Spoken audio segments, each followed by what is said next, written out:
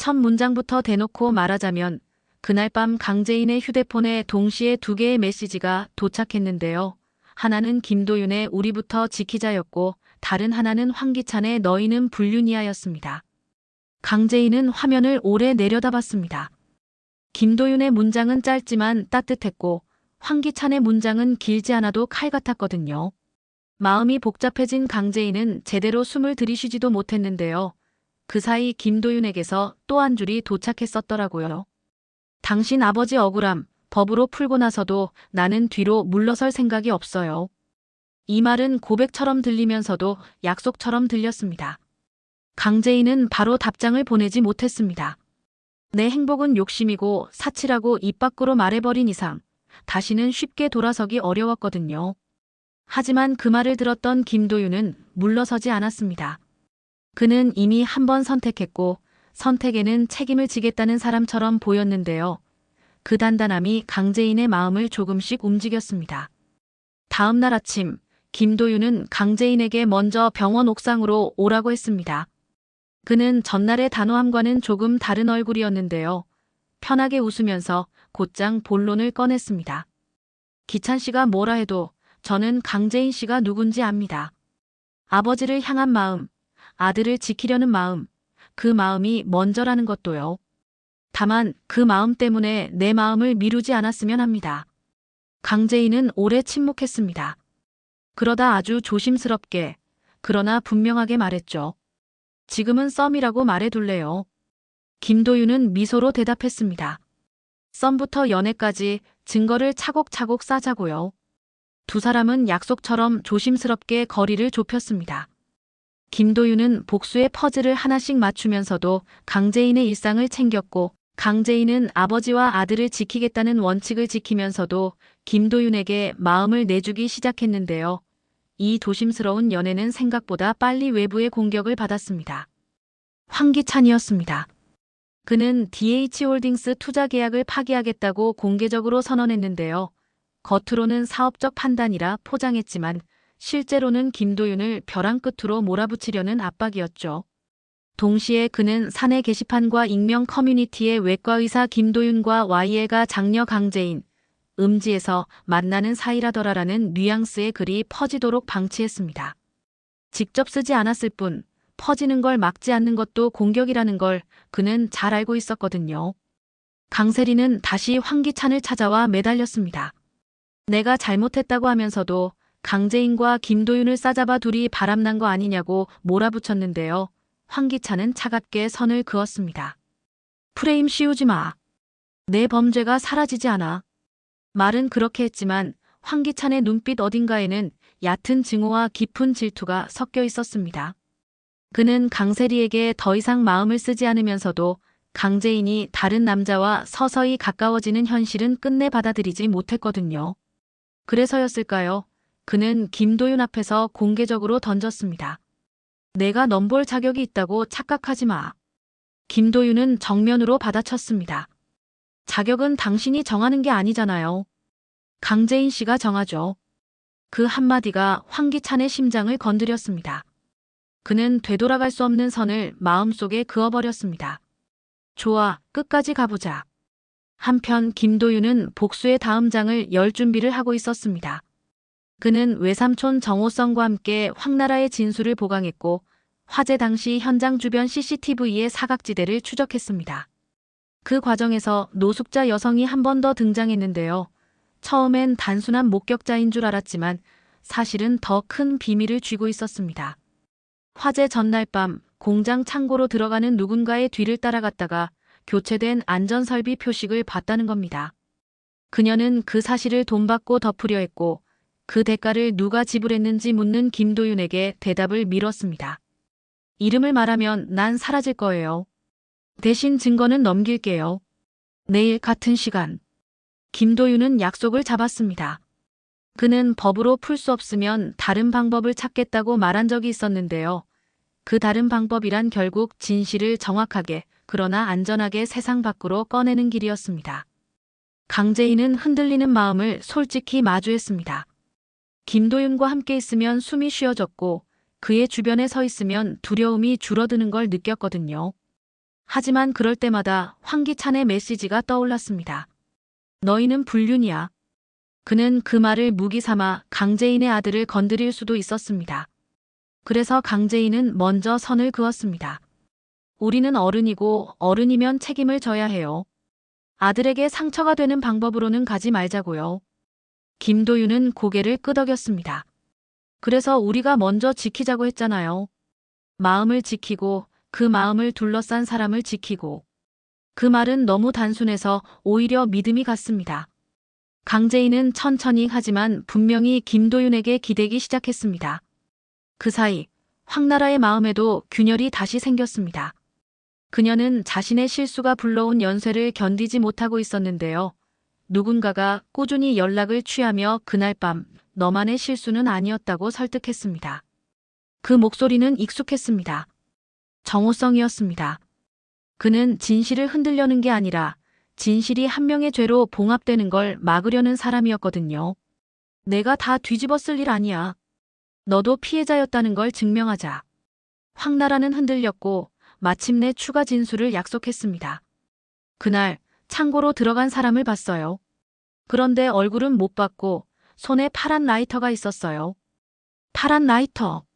사소하지만 이상하게 마음에 걸리는 단서였습니다. 김도윤은 곧장 정호성과 움직였고 강재인은 그 단어 하나를 머릿속에 새겨두었습니다. 황기찬은 강세리에게서 완전히 등을 돌린 뒤 스스로 전장에 서기로 했습니다. 그는 DH홀딩스 계약 파기를 빌미로 병원 측 이사회에 압박을 넣었고 김도윤의 전문성과 무관한 사생활 의혹으로 여론전을 벌였습니다. 김도윤은 담담히 대응했는데요. 조용히 증거를 모으고 조용히 사실을 밝혔습니다. 그는 기자회견도 하지 않았고 변호사 앞에 세우지도 않았습니다. 대신 진료실 문 앞에 걸린 자신의 이름표를 그대로 두었습니다. 환자들이 더 중요합니다. 이 한 줄이 오히려 여론을 바꿔놓았죠. 강재인은 그 모습에 마음이 더 기울었습니다. 나도 누군가에게 저렇게 당당했으면 좋겠다. 그렇게 생각한 날 강재인은 처음으로 김도윤의 손을 오래 잡고 있었습니다. 우리는 연애 중이에요. 그는 그렇게 선언했는데요. 그 말은 둘만의 비밀처럼 조용히 울렸지만 두 사람의 등줄기를 단단히 연결해줬습니다. 문제는 그 직후부터였습니다. 익명의 제보자가 보낸 사진 몇 장이 한꺼번에 유포되기 시작했거든요. 병원 근처 카페에서 마주 앉아 웃는 김도윤과 강재인, 주차장에서 나란히 걸어가는 뒷모습, 그리고 옥상에서 서로의 손을 맞잡은 장면까지. 프레임만 보면 그럴듯했습니다. 업무 시간에 연애질 가정 있는 여자의 외도 같은 자극적인 문구가 덧붙었습니다. 황기찬은 직접 퍼나르지 않았습니다. 다만 그가 내린 사정 메시지 하나가 스크린샷으로 번졌습니다.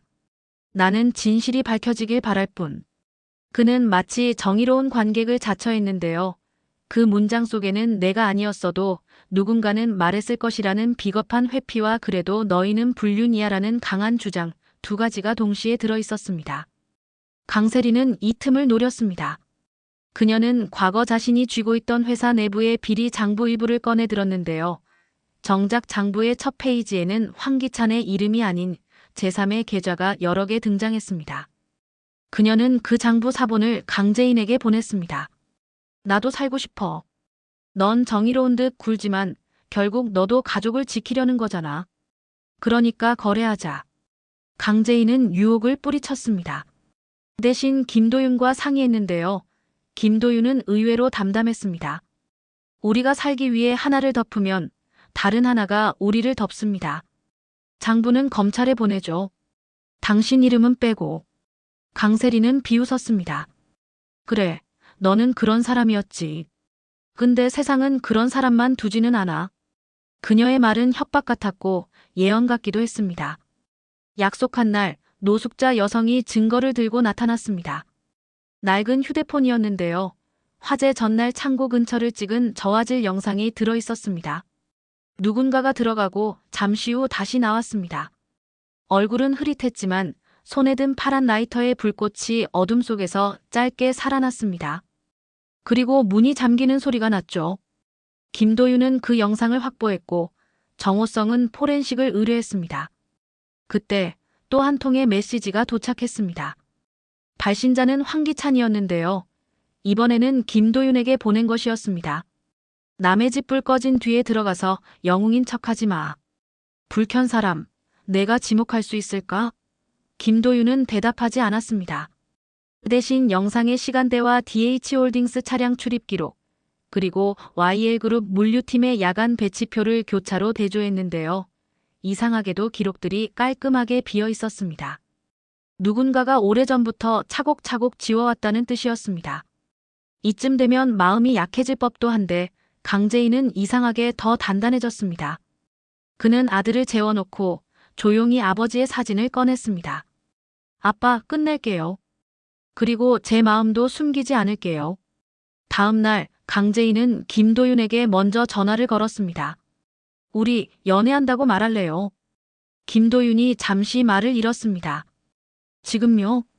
강재인은 웃었습니다. 지금은 아니고요. 한 고비만 더 넘기고요.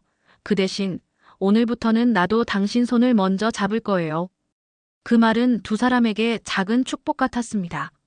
서로가 서로에게 시작과 끝이 될 수 있다는 희망이었으니까요. 그러나 심리적 클라이맥스는 곧이어 또 찾아왔습니다. 검찰에서 연락이 온 겁니다.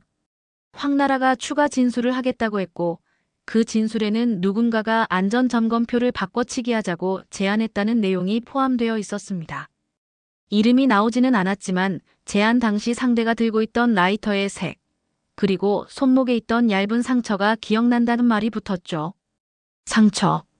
김도윤은 그 단어에서 갑자기 황기찬을 떠올렸습니다. 며칠 전 황기찬이 셔츠 소매를 거둘 때 스친 붉은 자국이 있었거든요. 물론 상처는 누구에게나 있을 수 있습니다. 하지만 퍼즐처럼 이어지는 단서가 사람의 마음을 끌어당기는 법이죠. 김도윤은 섣불리 단정하지 않았습니다. 대신 강재인에게 사실 그대로를 알렸습니다. 강재인은 잠시 눈을 감았습니다. 그 사람, 나한테 불륜이라고 보냈어요. 우리가 죄라고 믿으면 끝이라고요. 근데요, 죄는 따로 있을지도 몰라요. 황기찬은 강재인의 결심을 눈치챘습니다. 그리고 그의 방식으로 막으려 들었습니다. 그는 기자와의 비공개 미팅에서 김도윤은 투자 실패를 덮으려고 강재인을 이용한다는 식의 말을 흘렸고 동시에 YL그룹 내부에서는 장녀의 사생활 관리를 문제 삼는 문건이 돌았습니다. 강재인은 조용히 문건을 회수했는데요. 그것만으로는 불길이 꺼지지 않는다는 걸 누구보다 잘 알고 있었습니다. 그래서 그는 정면을 선택했습니다. 이사회 앞에서 이렇게 말했죠. 저는 김도윤과 연애를 시작하려 합니다. 다만 아버지의 일과 회사의 일은 연애와 무관하게 처리하겠습니다.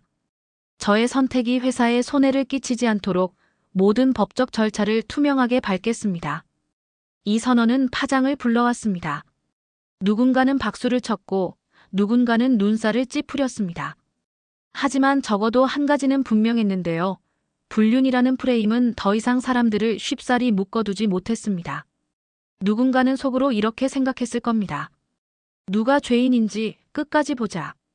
이제 남은 것은 진실의 마지막 조각이었습니다. 정호성의 포렌식 결과가 나왔습니다. 파란 라이터에 묻은 미세한 섬유 조각, 그리고 영상 속 그림자와 일치하는 체형 분석. 놀랍게도 체형은 황기찬과 유사했습니다. 하지만 결정타는 아니었습니다. 법정에서 이기려면 더 필요했거든요. 그때 강세리가 뜻밖의 연락을 했습니다. 라이터, 내가 준 거야. 뜻밖의 반전이었죠. 그녀는 덧붙였습니다. 그 사람이 불을 지르자는 말은 안 했어. 다만 안전점검표를 바꾸자는 말은 했지. 나는 거기까지인 줄 알았고. 근데 일이 이렇게 될 줄은 몰랐어. 이 말은 황기찬에게 유리할 수도 불리할 수도 있었습니다. 불을 직접 붙인 자가 따로 있다는 여지를 남기면서도 안전점검 조작. 이라는 중대한 범죄는 분명히 했으니까요. 김도윤은 즉시 진술조서를 준비했고 강재인은 흔들리는 강세리를 말없이 바라봤습니다. 사랑이든 집착이든 결국 사람을 어디로 데려가는지 두 눈으로 확인하는 순간이었습니다. 밤이 깊어갈 무렵 강재인의 휴대폰이 울렸습니다. 발신자는 황기찬이었는데요. 메시지는 단 한 줄이었습니다. 내가 믿는 남자, 내 아버지의 비밀도 감당할 수 있을까? 강재인은 곧장 전화를 걸었습니다. 무슨 뜻이야? 황기찬은 낮은 목소리로 답했습니다. 내 아버지의 서명이 들어간 하청 계약서, 내가 본 적 있나? 안전설비 외주 전환권안, 그 서명으로 열렸어. 강재인의 손끝이 차가워졌습니다. 물론 서명이 있다고 해서 모든 책임이 귀속되는 건 아닙니다. 회사의 관행, 실무자의 월권, 중간에서의 왜곡이 끼어들 여지가 얼마든지 있거든요. 그럼에도 불구하고 그 한 장의 종이가 강재인의 심장에 깊게 박혔습니다. 김도윤에게 말을 전해야 하나, 혼자 확인해야 하나, 두 가지 마음이 팽팽하게 당겨졌죠. 강재인은 결국 김도윤에게 사실을 말했습니다. 아버지 서명이 들어간 계약서가 있대요. 사실인지 확인할게요. 근데 혹시 사실이라면 나도 그 책임에서 자유롭지 않겠죠. 김도윤은 아주 천천히 분명하게 말했습니다. 진실이 우리를 다치게 할 수도 있어요. 그래도 진실을 봅시다. 그래야 끝이 나요. 그리고요, 우리 연애는 진실을 피하려고 하는 연애가 아니잖아요. 강재인은 고개를 끄덕였습니다. 맞아요. 우리가 먼저 지키자고 했잖아요. 다음 날 강재인은 자료실로 향했습니다. 오래된 계약서철에서 문제의 하청 계약서를 찾았는데요. 서명란에는 분명히 아버지의 이름이 있었습니다. 그런데 이상한 점이 하나 있었습니다. 문서 하단의 결제 연쇄 중 중간 결제자의 이름이 지워진 흔적이 너무 매끈했습니다. 누군가가 전문적으로 오래전의 흔적을 없앴다는 뜻이었죠. 강재인의 심장이 다시 뛰기 시작했습니다. 이 결제선 누가 손뗀 거지? 그 순간 자료실 불이 순간적으로 깜빡였습니다. 그리고 휴대폰에 또 하나의 메시지가 도착했습니다. 익명 발신. 첨부된 사진 한 장. 파란 라이터와 함께 지워진 이름이 어렴풋이 떠오르는 필적 복원 결과. 그 윤곽은 낯익었습니다. 정호성의 성씨 중 첫 글자처럼 보였거든요. 강재인은 그대로 자리에 서서 눈을 감았습니다. 외삼촌 정호성은 지금까지 가장 믿을 만한 동맹이었습니다. 그런데 복원된 윤곽이 진짜라면 그는 어느 순간에서 진실의 편이 아니라 가족의 편으로 방향을 틀었을지도 모릅니다. 가족의 편이 나쁘다는 건 아닙니다. 다만 진실과 가족이 충돌할 때 누구를 먼저 지킬지의 문제는 누군가를 반드시 상처 입히거든요. 그 상처가 김도윤에게 가는 건 원치 않았습니다. 동시에 진실을 모른 척하는 자신도 원치 않았고요. 그 밤 강재인은 김도윤을 불러냈습니다. 두 사람은 길게 말하지 않았습니다. 대신 서로의 손을 맞잡았습니다. 강재인이 먼저 말했죠. 우리는 연애 중이에요. 그러니까 끝까지 같이 봐요. 설령 그 끝이 우리 둘에게 잔인하더라도. 김도윤은 고개를 끄덕였습니다. 그래요. 그래야 우리가 우리로 남요. 두 사람은 그렇게 결심을 새겼습니다. 다음 날 강재인은 정호성을 찾아가 묻기로 했습니다. 외삼촌, 결제선에 왜 손 떼셨나요? 그리고 김도윤은 황기찬을 정면으로 만날 준비를 했습니다. 라이터를 준 사람이 누구든, 불을 붙인 사람이 누구든 법정에서 끝냅시다. 이야기는 여기서 잠시 숨을 고릅니다. 파란 라이터는 여전히 책상 위에 놓여 있고 지워진 이름의 윤곽은 더 또렷해지려 합니다. 황기찬은 마지막까지 불륜이라는 단어를 내세워 두 사람을 흔들 텐데요. 강재인과 김도윤은 그 단어에 묶이지 않으려 합니다. 강세리는 자신을 살리기 위해 또 다른 카드를 꺼낼지도 모르고 황나라는 두 번째 진술에서 더 구체적인 시간을 말할 준비를 하고 있습니다. 그리고 정호성 그가 진짜로 지운 것이 문서의 이름뿐이었는지 아니면 누군가의 인생이었다면 그 답은 다음 장에서 밝혀질 겁니다. 한 가지는 분명합니다. 우리부터 지키자로 시작한 두 사람의 연애는 이제 진실을 함께 감당하자는 약속으로 한 걸음 더 깊어졌습니다. 그 약속이 끝내 사랑의 증거가 될지 또 다른 상처의 이름이 될지는 아직 아무도 모릅니다. 하지만 강재인과 김도윤은 알고 있습니다. 사랑이 죄가 되는 순간은 누군가의 프레임에 스스로 갇힐 때뿐이라는 것을요. 이제 그 프레임을 깨부술 차례입니다.